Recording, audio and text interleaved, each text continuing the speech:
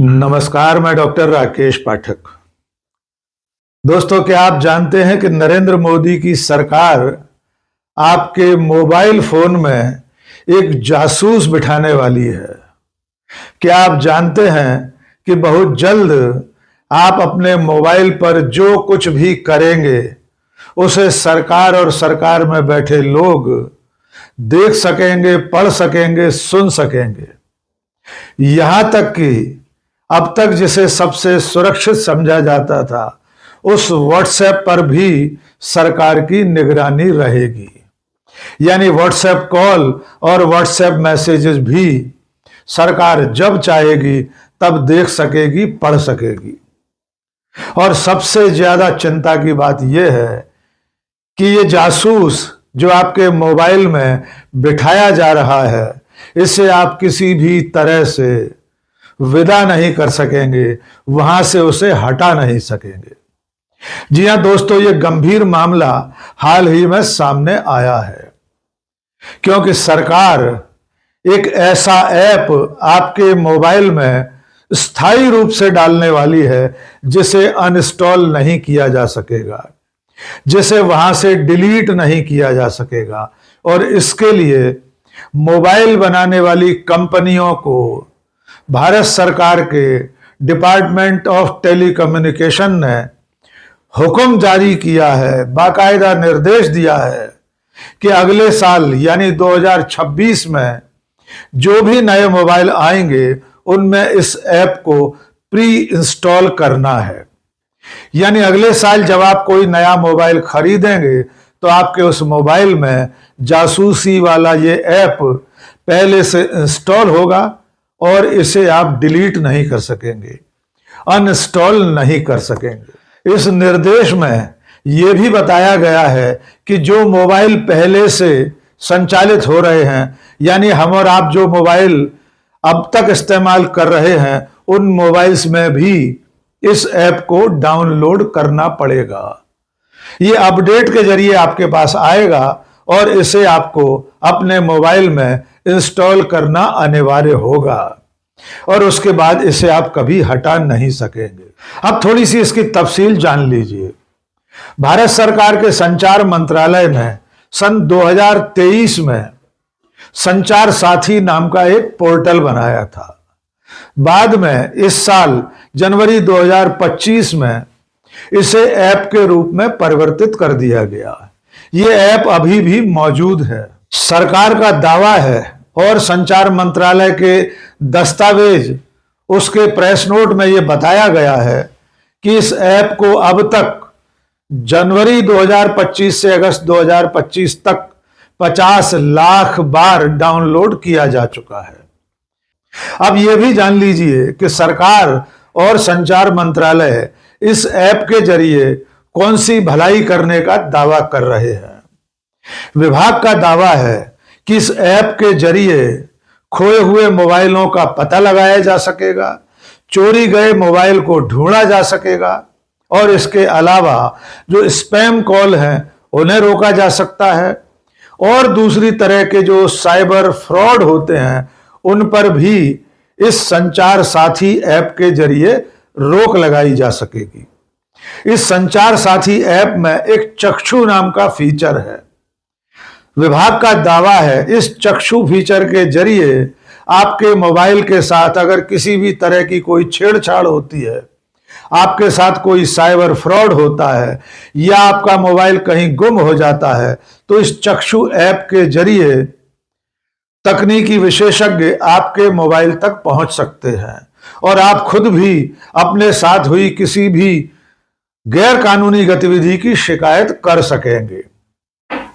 विभाग का दावा है कि संचार साथी ऐप के जरिए जब ये इंस्टॉल हो जाएगा उसके बाद नकली मोबाइलों की खरीद फरोख्त पर भी रोक लग सकेगी।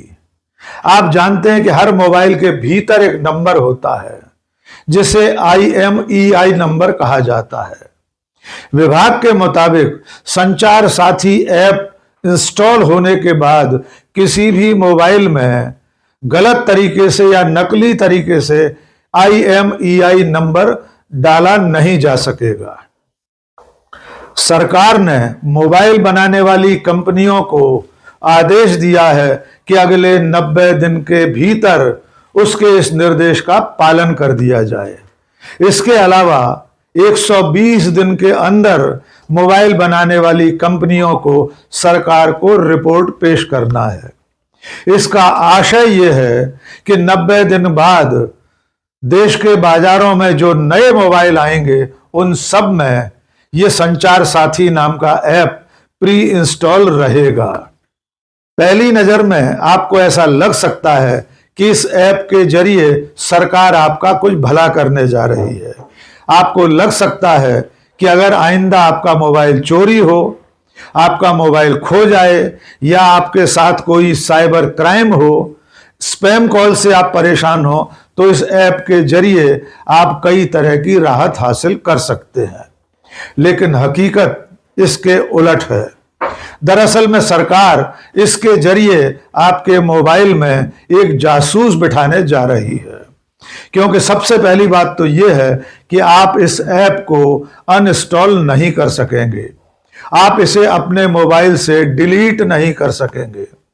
यानी एक बार जब भी आप नया मोबाइल खरीदेंगे या फिलहाल आपके पास जो मोबाइल है उसमें अपडेटिंग के साथ जब भी ये ऐप आपके मोबाइल में इंस्टॉल हो जाएगा, उसके बाद आपकी हर गतिविधि पर सरकार और सरकार की एजेंसियों की निगरानी शुरू हो जाएगी। जानकारों का मानना यह है कि संचार साथी ऐप के जरिए चक्षु जैसे फीचर के माध्यम से सरकार आपकी सारी बातचीत सुन सकेगी। यहां तक कि आपके व्हाट्सएप कॉल, आपके व्हाट्सएप मैसेजेस, वीडियो कॉल सब कुछ सरकार की निगरानी में होंगे। अब तक यह माना जाता था कि व्हाट्सएप कम से कम एक ऐसी चीज है जिस पर होने वाली बातचीत, जिसके मैसेजेस, जिसके वीडियो कॉल, जिसके टेलीफोन कॉल अब तक सुरक्षित समझे जाते थे। लेकिन अब इस ऐप के जरिए सरकार आपके व्हाट्सएप कॉल, व्हाट्सएप मैसेजेस पर भी नजर रख सकेगी। आप अंदाजा लगा सकते हैं कि सरकार जिस पर निगरानी करना चाहेगी, जिस व्यक्ति की गतिविधियां, उसकी बातचीत, उसका लेन देन, उसका कोई भी संपर्क देखना, सुनना, पढ़ना चाहेगी, तो इस ऐप के जरिए बहुत आसानी से आपके मोबाइल के भीतर घुस सकेगी। और इसीलिए इसका विरोध शुरू हो गया है। एप्पल जैसी कंपनियां पहले भी इस तरह के ऐप का विरोध करती रही। इस मुद्दे पर संसद के पहले दिन ही सदन के भीतर से लेकर बाहर तक तीखी प्रतिक्रिया सामने आई है। कांग्रेस की सांसद प्रियंका गांधी से जब इस बारे में पूछा गया, उनसे पत्रकारों ने कहा क्या यह स्नूपिंग है, यानी इसे आप जासूसी समझती हैं? तो प्रियंका गांधी ने कहा कि आप कह रहे हैं तो ये जासूसी ही है। उन्होंने कहा कि सरकार हर तरह की तानाशाही लागू करना चाहती है। आइए सुनते हैं प्रियंका गांधी ने संसद परिसर में क्या कहा। You're calling it a snooping app, so you know what it is then. You said snooping app, so it is a snooping app. I mean, clearly it's ridiculous. Now, where else do they want to, I mean, citizens have their right to privacy. Even all of you must be having a right to privacy to send your own messages to family, friends without the government looking at everything. So is the government? It's not just one thing. It's not just snooping on the telephones. It's overall. They are turning this country into a dictatorship in every form. You ask me every day why Parliament is not functioning. It's not functioning because they are refusing to talk about anything. So it's very easy to blame the opposition, but the fact is they are not allowing any discussion on anything, and that is not democracy. A healthy democracy demands discussion and everybody has different views. You hear them out. Priyanka ji आपकी इसके अलावा कांग्रेस सांसद केसी वेणुगोपाल ने भी इस पर संसद के भीतर भी आपत्ति दर्ज कराई।